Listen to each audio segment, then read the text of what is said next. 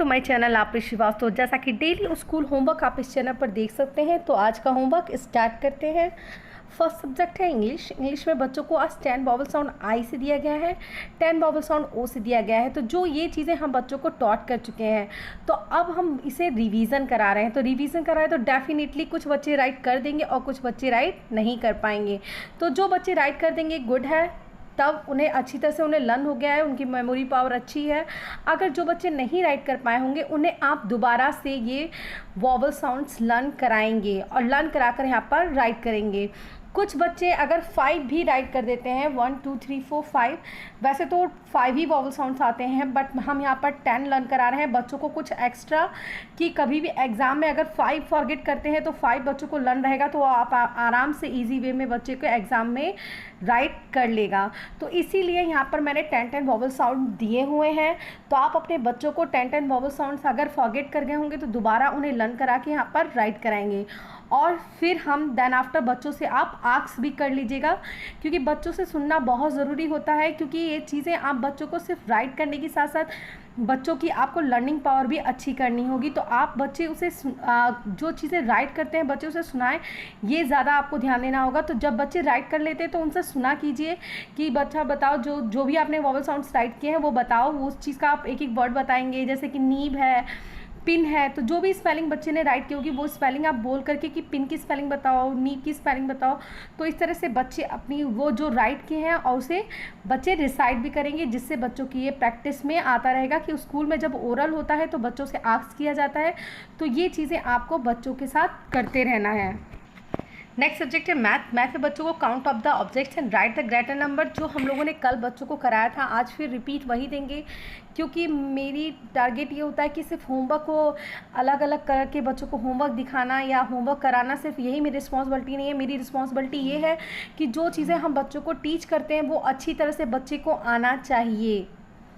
ये नहीं कि बच्चों को कभी कुछ पढ़ा दिया कभी कुछ पढ़ा दिया, ये नहीं करना है। हमें बच्चे को एकदम रूटीन में मतलब लाइन से लेते जाना है कि बच्चे को जो जो हम टीच करते हैं, अगर उन्हें हम रिवीजन भी, छोटे बच्चे हैं श्योर है कि आगे बढ़ते जाएंगे भूलते जाएंगे, तो लेकिन हम रिवीजन अच्छी और प्रॉपर वे में कराना चाहिए कि कुछ बच्चों की मेमोरी अच्छी होती है, वो उसे कैप्चर रखते हैं अपने माइंड में और जल्दी कभी भी उन्हें मिलेगा तो ये सॉल्व कर देंगे। तो इसीलिए मैंने आज रिपीट दिया है।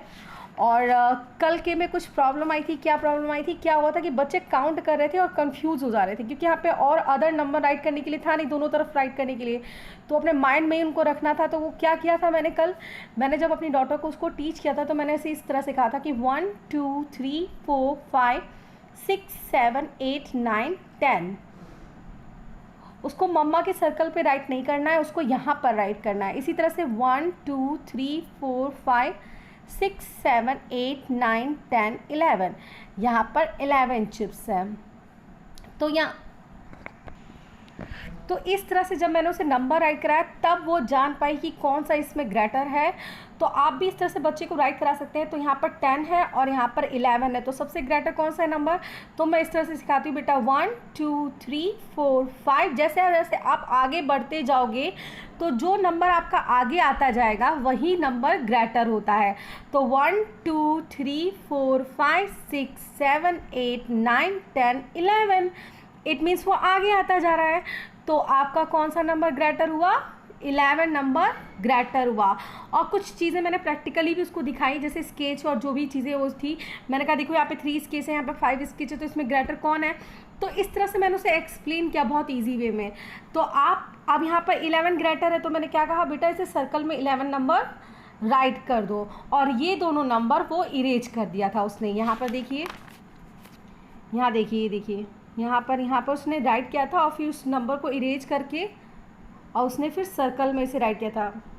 और जब भी मैंने उसको कहा ना, जब भी मैं उसे जब काउंट कराती हूँ तो मैं उससे कहती हूँ कि काउंट, जैसे फास्ट काउंट करने में बच्चे रॉन्ग कर देते हैं, तो मैं हमेशा कहती हूँ बेटा ऐसे लाइन कट करते हुए जाओ, 1 2 3 4। इससे उसे कन्फ्यूज़न नहीं होता है कि कितने नंबर उसने कट कर दिए हैं। तो 1 2 3 4 5 6 7 8 9 10 11 12 13 14 15 16 17। यहाँ पर 17 है स्टार्स, तो यहाँ पर 17 राइट कर लीजिए। फिर यहाँ काउंट कीजिए 1 2 3 4 5 6 7 8 9 10।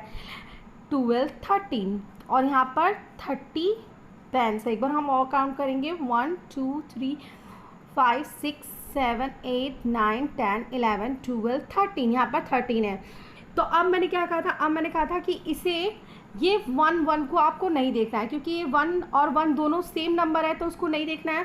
आपको 7 और 3 में से बताना है कि कौन ग्रेटर है। 1 और 1 सेम नंबर है, तो आपको इसको नहीं देखना है, आपको सिर्फ 7 और 3 में से नंबर में से ग्रेटर बताना है। तो तुरंत झट से उसको पता चल गया कि यहाँ पर 7 नंबर ग्रेटर है, तो उसने 17 पर सर्कल किया और यहाँ बॉक्स में 17 राइट किया। तो आप भी ट्राई कीजिएगा अपने बच्चों के साथ, ग्रेटर नंबर इस तरह से कराने का, तो बहुत ही इजी हो जाता है। इसी तरह से आप स्मॉलर भी बहुत इजी वे में करा सकती हैं। यहाँ नंबर राइट कीजिए और उसी तरह से आप बोलिए बेटा बिफोर बताना है। जैसे कि आप, मैं एग्जांपल देती हूँ, as you can see in this type, ये आप होमवर्क नोट कर लीजिएगा बच्चों का। ग्रेटर नंबर में स्मॉलर नंबर का भी मैंने कुछ इसी तरह से करा था। फिर मैं बोली थी कि इसे काउंट करो पहले, 1 2 3 4 5 6 7 8 9 10 11 12, यहाँ पर 12 है तो यहाँ पे इसने 12 राइट कर दिया था। देन लॉलीपॉप्स काउंट किए थे 1 2 3 4 5 6 7 8 9 10 12 13 14 15, हियर इज 15 लॉलीपॉप्स, तो यहाँ पर 15। अब इसमें से स्मॉलर बताना है, तो अब हम बिफोर पे जाएंगे। तो 5 बिफोर 4, 4 बिफोर 3, 3 बिफोर 2, तो कौन सा स्मॉलर हुआ। अब हम उसे, आप चाहे तो काउंटेबल 1 2 भी राइट करके और दिखा सकते हैं। बेटा देखो 1 से लेके 5 तक राइट कर लीजिए इन दिस स्टेप, 1 2 3 4 5, यहाँ तक राइट कर लिया। अब हम बेटा बिफोर में जाएंगे, तो 5 बिफोर 4, 4 बिफोर 3 और 3 बिफोर 2, तो इसमें सबसे स्मॉलर कौन है, 2 है। तो यहाँ पर 12 नंबर पर सर्कल कर देना है और सर्कल में 12 नंबर राइट कर देना है। तो इसी तरह से मैंने इसे अपनी डॉटर को एक्सप्लेन किया था। आप भी चाहें तो इसी तरह से बच्चों को एक्सप्लेन करेंगे और एक बार हम और फिर प्रैक्टिस कराएंगे। अगर आज अच्छे से कर लेते हैं तो ठीक है, अदरवाइज़ हम टुमारो भी यही होमवर्क देंगे और यही चीज़ हम बच्चों को इसे प्रैक्टिस कराएंगे। तो आज का होमवर्क भी आप ये नोट कर लीजिए मैथ का। देन नेक्स्ट सब्जेक्ट है हिंदी। हिंदी में बच्चों को हम 4 वर्ण वाले शब्द जो है वो प्रैक्टिस करा रहे हैं। वैसे तो ऑलमोस्ट हमारा कोर्स कंप्लीट हो जाएगा, ये 4 वर्ण वाले कंप्लीट हो जाएंगे, तो बट हमें रिवीजन कराते रहना है क्योंकि छोटे बच्चे हैं, हमेशा फॉरगेट करते रहते हैं। तो आज हम ये 4 वर्ण वाले मैंने यहाँ पर दिया हुआ है, तो आप बच्चों को इस तरह से आपने कल डिक्टेशन बोली होगी तो डेफिनेटली बच्चों ने किया होगा इन दिस टाइप। देखिए आज आपको बच्चों को यहाँ पे राइटिंग करने के लिए देना है और जो जो चीज़ें आप जब देते हैं तो उस चीज़ को ध्यान रखिएगा कि बच्चों को जब ये राइटिंग वर्क दे तो बच्चे की राइटिंग पे ध्यान दें। वीडियो अच्छा लगे तो like share and subscribe to my